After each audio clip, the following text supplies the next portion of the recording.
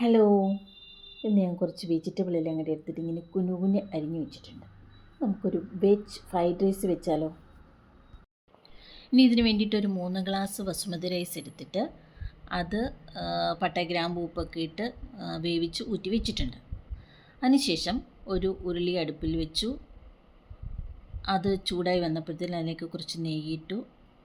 ആ നെയ്ക്കകത്തിലേക്ക് കുറച്ച് മസാല ഇട്ട് അതൊന്ന് മൂത്ത് വന്നപ്പോഴത്തേക്കിന് ഈ കുനുകുനെ അരിഞ്ഞ് വെച്ചിരുന്ന ക്യാരറ്റ്, ബീൻസ് ഇവയൊക്കെ അതിനകത്തിലിട്ടിട്ട് ഒന്ന് വഴറ്റിയെടുത്തു. ഇനി അതിലേക്ക് ഈ കുനുകുനെ അരിഞ്ഞ് വെച്ചിരുന്ന ക്യാപ്സിക്കം ഇട്ട് കൊടുത്തു.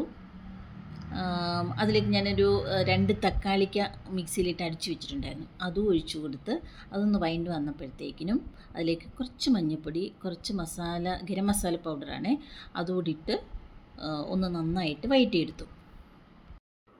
ഇതിലേക്ക് വേവിച്ച് വെച്ചിരുന്ന ചോറും ഇട്ട് കുറച്ച് മല്ലിയില അരിഞ്ഞ് വെച്ചിരുന്ന അതും ഇട്ട് പൈനാപ്പിളിൻ്റെ ഇത്തിരി ഫ്ലേവറും ചേർത്തു.